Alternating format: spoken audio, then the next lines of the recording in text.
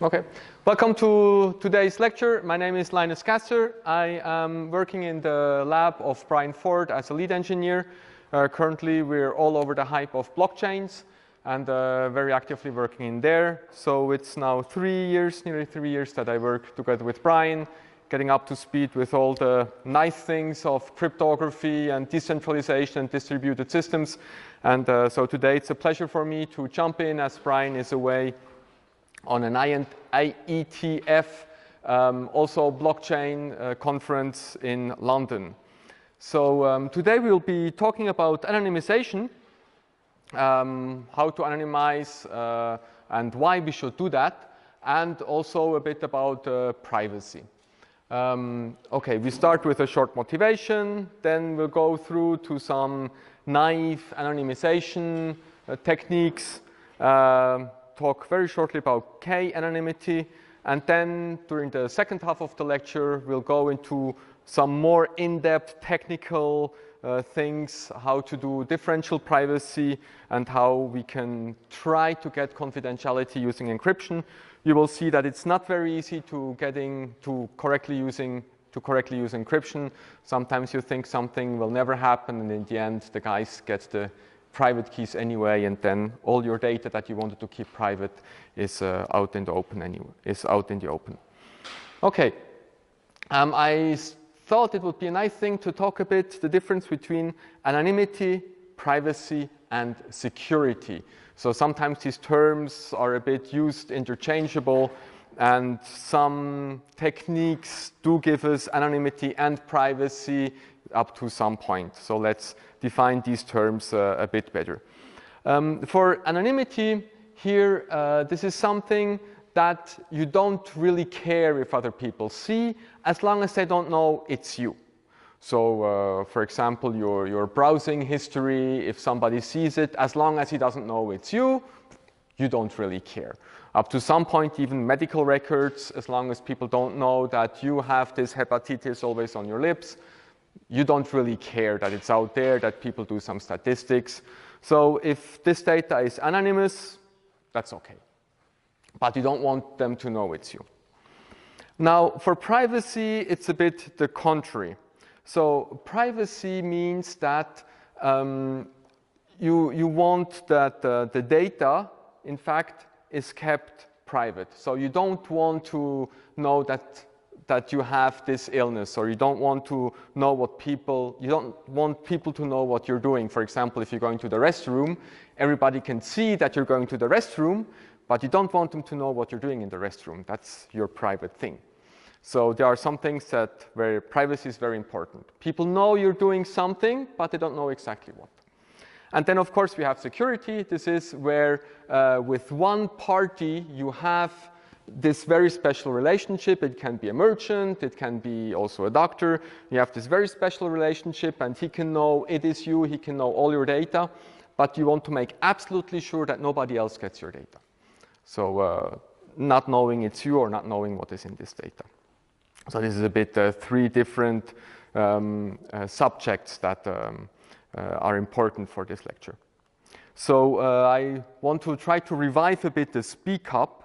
I know that it has not been used a lot, but let's try it again. Do you already have this speak up? Did you already use one speak up? No? Never? So it's a bit like, do you know clickers, where you can click on A, B, C, D? Yeah, so it's a bit the same, but you can do it just using your computer or your phone. So you can either scan the QR code, or you can go to web.speakup.info and enter the room number, and then you can participate in the questions. So I just start with some very simple questions, and then where is it? Yeah. No.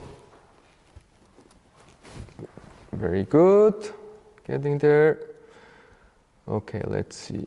So, when do you mostly need anonymity? Okay, that's for multiple. Okay, so if you are now on If you manage to go to the speak up, you should be able to see the ABCD. Do you manage to go on there? Yeah? So these are the ABCD questions. So speak up is very simple. It does not really allow to add labels to the questions. So when do you most need anonymity? When you surf the web, when you want to whistleblow. You know what whistleblowing is? Yeah, when you want to whistleblow, so say something bad is happening at my work, but I don't want to say it's me. When you want to watch a movie by streaming, or when do you want to post a data set. You remember what PII is? Personal identifiable information. So which of these four need to be anonymized? Okay, I see some people are replying. Very good. So there are multiple answers possible, huh?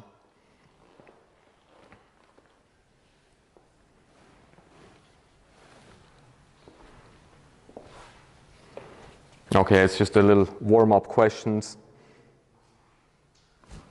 Okay, let's see. So we have, yeah, very good. So surfing is not really about anonymity, but whistleblowing and posting a data set with PII information is definitely something where we want it to be anonymous. So we want the data to be available, but we don't want it to be able to link to individual persons. So that's very important there. Okay. So next question, same thing about privacy. Let me create a new thing. Wait before you reply. Privacy also for, okay. Yeah, I cannot close these. Okay, same question for privacy. When do you need privacy? When you go to a doctor, when you want to buy something online, when you surf the web, or when you want to chat with a friend? Also multiple questions, multiple answers possible.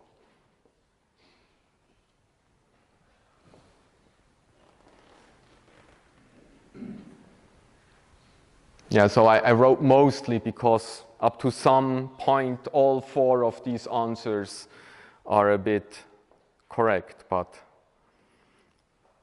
two really stand out.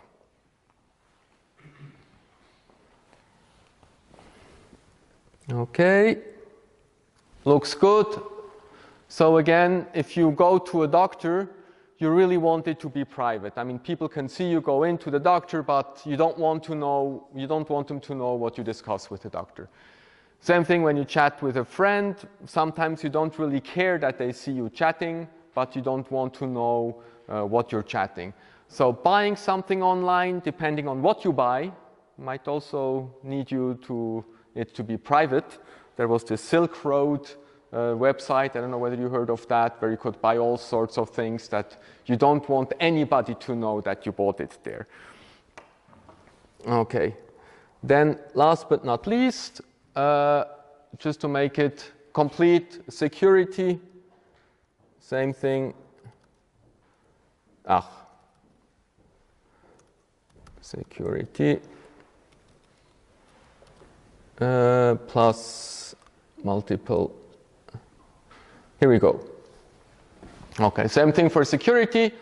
When do you want to have security? Watching a movie and streaming, if you have an implanted medical device, when you surf the web, or when you buy something online.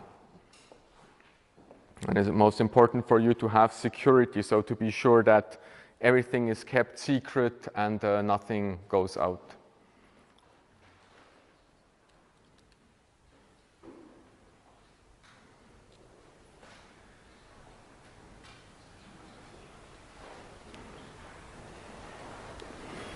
So I put a link here of a lady who is wearing a pacemaker on her heart and who is actively going all around the world in conferences and talking about what are the security issues with her pacemaker and all the funny stories, how she thinks that her pacemaker could be hacked and how people could change the rate of the heart going through her pacemaker. Okay, wow. Very good, very easy questions, warm-up questions. Of course, if you have a medical device, you want it to be completely secure, both on the information side, but also on the operation side. And if you buy something on the internet, it's mostly about your data with regard to the payment data. So your credit card, you don't want it to be out for everybody to see. Okay. Very good. Yeah. Just want to move that a bit. Okay.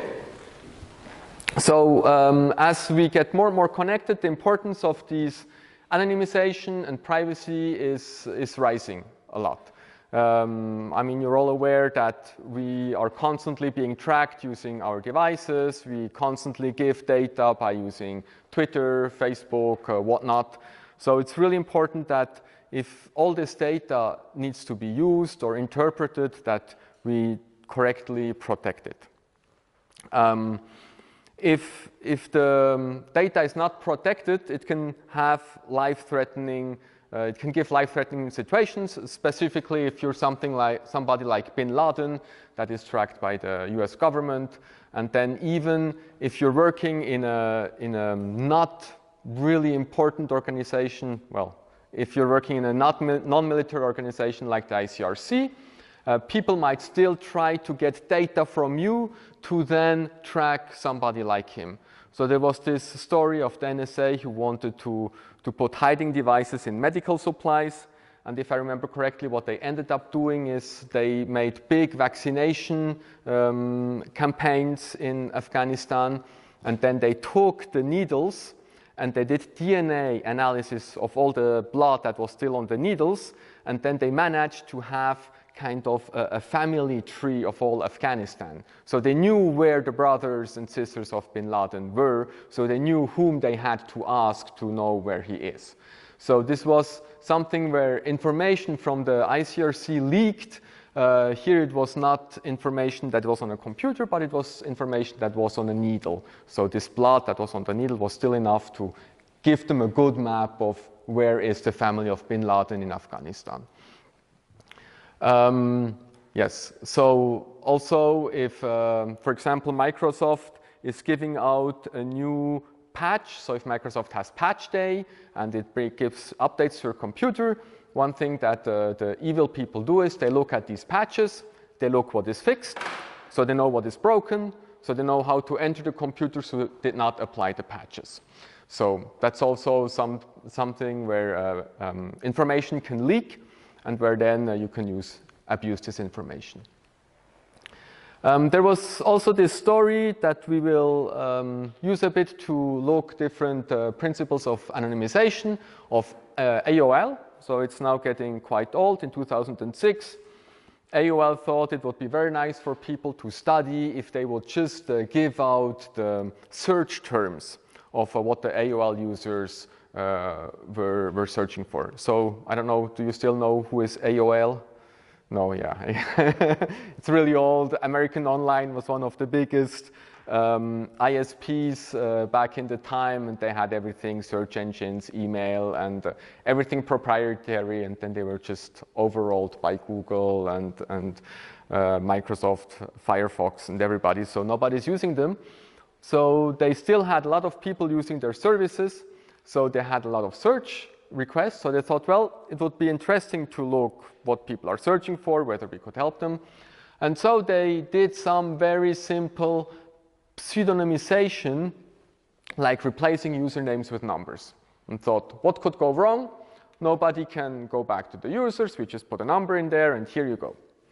And it took only a couple of days, and the New York Times had a very good journalist, and he was able to de-anonymize part of the data, because in fact the search requests, they have sometimes privacy-revealing information in them.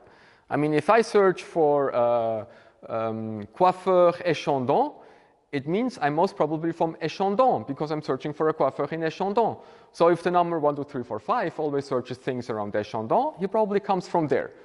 And so they did this, and they managed to de-anonymize quite a lot of people.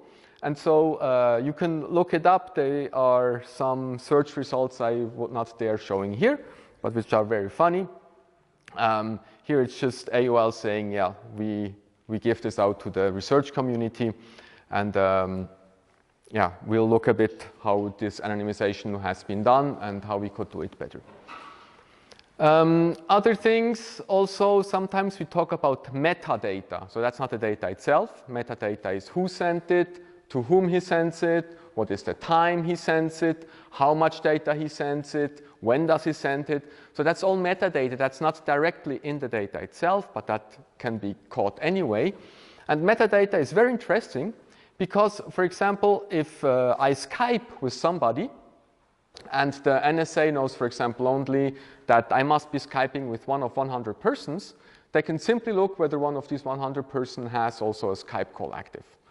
And then if I have a Skype call active and they have a Skype call active, well, they can say, okay, probably I'm Skyping with them. They don't know what I'm talking, but they know I'm talking with them. And most of the time, knowing the relationship is enough. You don't really need to know what is spoken in the thing.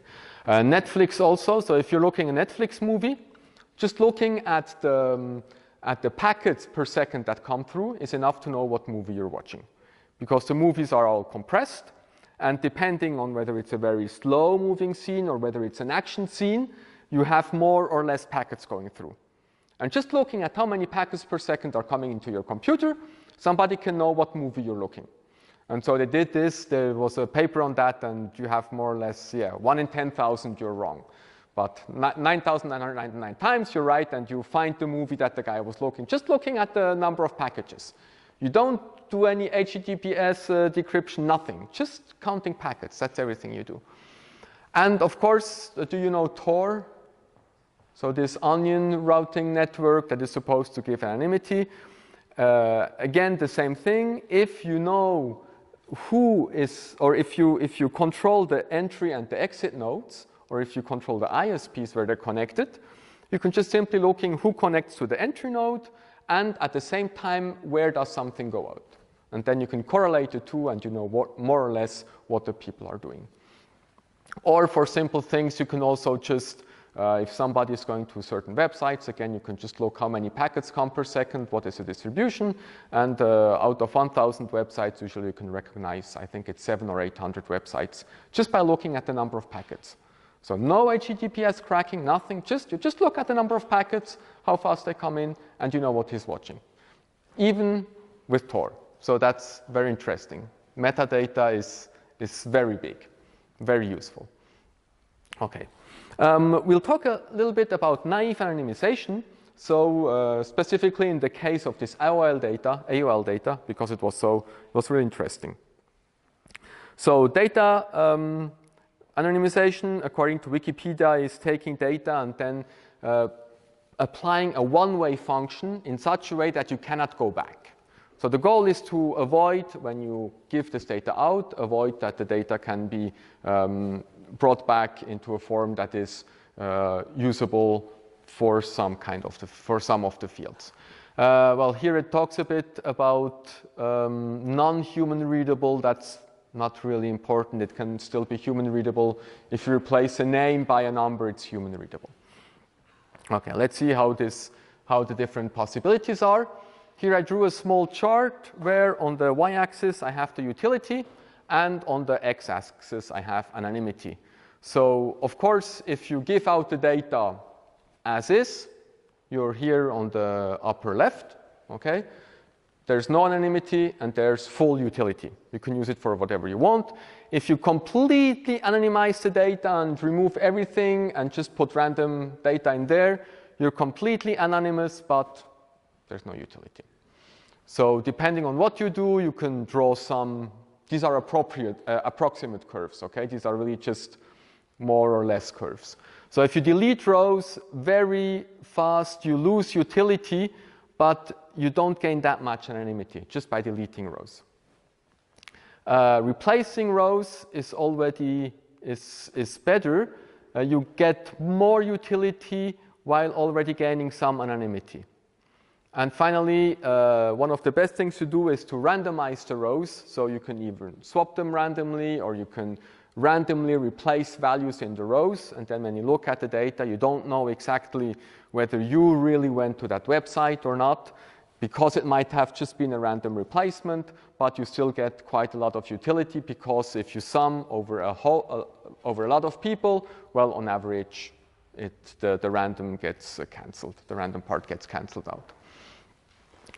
So if you look at this part of the original AOL dataset, so they put the user ID, the date, and the query that the people gave in. As I said, these are very nice queries. If you look up AOL datasets, you find less nice queries. What they did now was, or what we could do would be like deleting a whole row of usernames. So we just give out date and query. Now this would put us on the red curve and would put us somewhere here. It's quite anonymous, but the usefulness is not very high anymore, because we cannot correlate queries together anymore. It's not very interesting to just know, okay, these queries have been done, but if you cannot put the queries together, it's not very interesting. So if we remove the date, that's very few anonymous, because we know who did what, but it's very useful. So might be good, but it's not anonymous at all. And finally, if we just remove the query, we are again more into the anonymity, but usefulness now is really down. I mean, you just know this person searched something on that date. Wow, cool. So that's not really useful. So what Amazon did was already better than just removing a complete row. So they were more or less on this yellow curve, where we can get more usefulness for the same anonymity. So they were, let's say they were somewhere here. Now the problem, what happened was that people were able to correlate the queries with the username. And then you get more usefulness, but you lose all anonymity. And this is in fact something that you did for last week's exercise with a movie database, where you correlated different databases, and then you were able to remove that anonymization here, because it was a very simple anonymization. You removed that and were able to recover the original database. And that is something that you always need to take care of when you anonymize something, that it's not simple for a hacker to de-anonymize it. Problem is, it's always a bit like, in the 80s there was Star Wars from Ronald Reagan, where he said, now we will put all the rockets to Russia and we will be able to annihilate them completely. And then the Russians said, wait, we have rockets to make your rockets explode. So Reagan thought for a second and said, well, we have rockets to pull down your rockets that pull down our rockets. Now, of course, the Russian had rockets to pull down the rockets that pull down the rockets that pull down the rockets.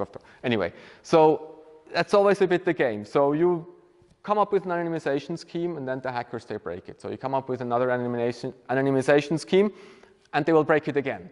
And you come up with a third, and they will break it again. So it's always very, very difficult to have a good anonymization scheme where hacker cannot get it. And always we think, okay, now we have it, and then it is perhaps good for 10,000 person, but then somebody applies it to 1 million person, and there it doesn't hold up again at all. There it doesn't hold up at all anymore, and you need to start new. So anonymization is really hard. Yes, so from a more technical point of view, we could say that we want to unlink this bipartite graph to put some big names. So bipartite graph just means that you have some points on one hand and you connect them to points on the other hand. So here on one hand you have the users, and on the other hand you have the attributes. And then we can do exactly what we did before. So we can make it pseudonymous, so replace the user with any number. And then, of course, if you know that age 45, employer EPFL, and name Brian Ford, you can get him. That's a very easy one. If we let drop some attributes here, the most simple attribute, we let drop the name. Again, you can probably find Brian Ford. Now everybody knows his name. Huh? That's not very privacy preserving. His age, that's not very privacy preserving. And then the last thing that you can do, which is in fact a very good anonymization, you can do what is called aggregation. So aggregation means you don't give out the simple data points anymore, but you just bin them. So you just say, well, age 10 we have nobody, age 10 to 20 we have nobody neither, but then 20 to 30 we have 200 persons and so on, and older than 60 we have 100 persons. So you just make sums. And that's in fact very secure. It's still one of the most secure things to aggregate things. Problem is, you have very limited utility. You cannot do very interesting things anymore. Okay, you can say there is no employee younger than 20, the older than 60 are a bit underrepresented, but it's not very, very interesting anymore as a data set. But this is something that is really quite secure doing aggregation. That's really something very good. If we're talking about so user data log files, public records of hospitals, if you're talking also about something that has more metadata, so not data sets that you make public, but data sets that are just collected while running a network, Tor comes up again. And there's this example where Brian here wants to talk with Edward Snowden. So he picks up the Skype and calls Edward Snowden. The cloud here is the internet. And problem is the British are listening.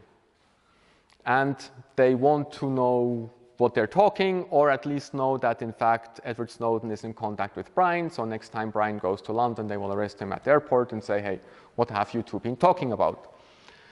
So can we, with some good scheme, unlink the IP of Brian with the IP of Edward Snowden? So the answer, as I said before, one possibility is to use the obfuscate the IPs using a series of relays, so using Tor. You know Tor, you go somewhere with a computer and then he sends your data to a random other computer, a third, and then with the fourth computer it goes out in the internet. And then it's very difficult to track the trace, so very difficult to know where it goes in and where it goes out. So theoretically, that should be enough if Brian connects to Tor, and then the exit node of Tor connects to Edward Snowden. It would be very difficult for the British government to know that in fact Brian is talking to Edward Snowden. Even, and that's most probably the case, if Edward Snowden is in an embassy and they know the IP address of the embassy, they still cannot find Brian's IP address because they don't know where it's going to. But in fact, there is something, so potential technique to de-anonymize users of the Tor network that came out. And the principle is very simple but very effective. Let's say this one here is Edward Snowden. They already know him, they know his IP address. And they know a couple of other computers that are linked to the exit nodes of Tor. So you need a big state attacker because you need to be able to supervise all these exit nodes. That's quite some work, but we know that they actually did this. So more or less all Tor exit nodes are under surveillance, one way or the other. So let's say that Edward Snowden makes a first phone call, and during that first phone call, well, he sends out Skype packets, and this state surveillance people here, they see that these three computers also have Skype packets. Okay, they don't know whether he is talking with him or he is talking with him. They don't know who is talking with whom. But I know at this moment, all these four are talking on Skype. Then they continue. Later, Edward Snowden makes another call. And at this moment, they say, okay, Edward is making a call on all the Tor nodes who is also receiving calls. So they get another subset. Now it's the green. Again, they don't know with whom he's talking, but they know these three, they're also talking. And you probably see the next step. On the third call, Edward Snowden again, he calls, and again, some other people are talking together. But now, they know that this guy was the only one who talked always while Edward Snowden was on the Skype. So they can say, well, it's most probably this guy. So they can go and fetch Brian and ask him, what did you two talk about? And so this is something that is in fact possible and that they're in fact doing. So Tor would be very, very secure, but if you have a big attacker, unfortunately, it's not. There is a very little, small story in Harvard where somebody sent an email. It was, so don't do this, please. It was final exam, and he sent an email saying, I put a bomb somewhere in the auditorium. And then, of course, the exam didn't happen, and he was very happy. He had 2 more days to prepare for the exam. Don't do this. He did it very good. He was a big hacker, so he used Tor, and then he went to some, what is it called, guerrilla mail to make so that's throwaway emails, and then through Tor, through this guerrilla mail, he sent out the email to the Harvard administration saying, I have put this bomb. Now, problem was that in the guerrilla mail, there is still the sender IP. So the sender IP was visible, it was a Tor exit node. So they knew, okay, he was using Tor. And I thought, it was final exam, we didn't find a bomb, so probably it's a student. So in Harvard, during the time the email has been sent, who was connected to Tor? So unfortunately, it was exactly one person. Too bad. So they went to him, and he didn't hold, and he confessed. So theoretically, he could have said, no, it was not me, it was not me. Would have been a bit more difficult. They would have to go to his computer and look it and look whether he had Tor installed and all things, whether he didn't clean the browser cache. But he confessed promptly, so they found him. So this thing here, even if it might seem crazy to do so, they do it. This one here is a small example. I mean, just Harvard, wireless LAN, that's a very small subset of the internet. But still, they already did it there, and they do it also in bigger scale. Okay, before the pause, very quickly, K-anonymity. So that's another term that you should know. K-anonymity is in fact very simple. It says that if you have a list, you will suppress or generalize attributes until you get similar or identical lines. So the goal again is to anonymize data. The goal is to make so that the data that I cannot know who is watching what, who has what illness. And like that, you cannot link it to a certain people. You can link it to a group of K user. So we have mostly 3 possibilities to achieve this, K anonymity. We can suppress. So we just remove parts of the data and remove as long parts of the data until we have data that is K anonymous. We could also generalize it. So instead of having he's 23, he is 24, and she is 27, we can just say, well, they're all between 20 and 30. And then it's, again, anonymous. Or we can randomize it. So say we keep the age, but we just add some Gaussian noise to it. And then in the end, we don't really know who it is. But if we want to take the mean of all the people, if, for example, here in the auditory, I take all your ages, I add random Gaussian noise to it, and then I take the mean, it would still be much more accurate than if I just say, okay, you're all between 20 and 30. So just a simple example. If you have this database, Harry Stone, John Razor, Beatrice Stone, John Delago, with age and race. So for those who don't have the slides from the web page, try just to think, just by removing parts of the data, so just by removing fields, which of the fields would you need to remove to make similar looking entries? And because we want to make, oh, I forgot to write that. Ah, yeah, here. We want to make it too anonymized, meaning we want to make 2 lines look the same. What would you need to remove here? Also, only for those who don't watch the slides from the web page.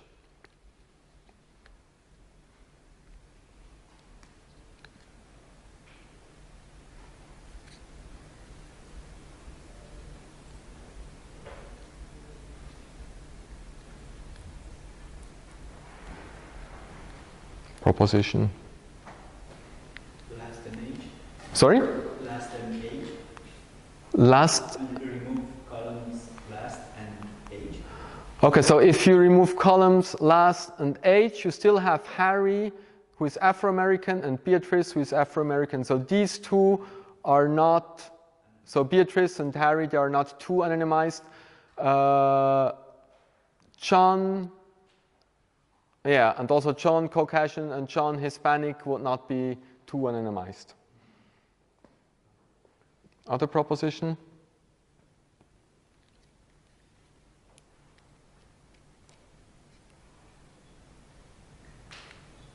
Can you go back to the definition? So what's K-anonymized? So too anonymized means I want to remove data from this table in such a way that I get always two identical lines. Yeah. So I want to remove data in here. So I will have, for example, line 1 and line 2 being the same, and line 3 and line 4 being the same.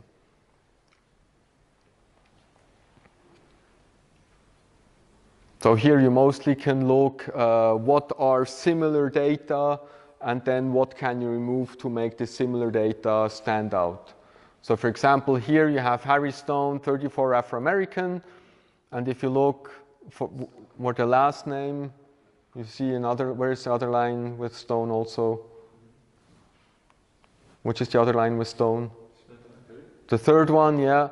So last name is the same, age is the same, and race is the same. So if you want to anonymize it, what you need to do it here? Remove the first name, exactly. So remove Harry and Beatrice, and then you already have these two lines here that are the same. And now what do you need to do for line 2 and 4? Remove everything except the first. Exactly. Remove everything except the first name, and then you just have John. Also, you can remove different stuff? Yes. Oh. Sorry. Sorry. Yeah. No. Yeah, you just remove any cell that you want until you have only common lines. So yeah, here you just remove the first name and last age and race, and then you have row 1 and 3 identical and row 2 and 4 identical. So this is too anonymized because you know there is a Stone, age 34 and Afro-American, but even if you have the full list of all the people, you don't know which one it is. Okay, and you might have here no, you might not have other things, just like that. Okay. Yes. Yeah. Shall we start with differential privacy? Yeah. Shall we start now with differential privacy, or you prefer making 15 minutes pause now? That will take more than 5 minutes, I think. Maybe pause right now. Pause now? Okay. So continue at 5:10. Is that okay? Okay.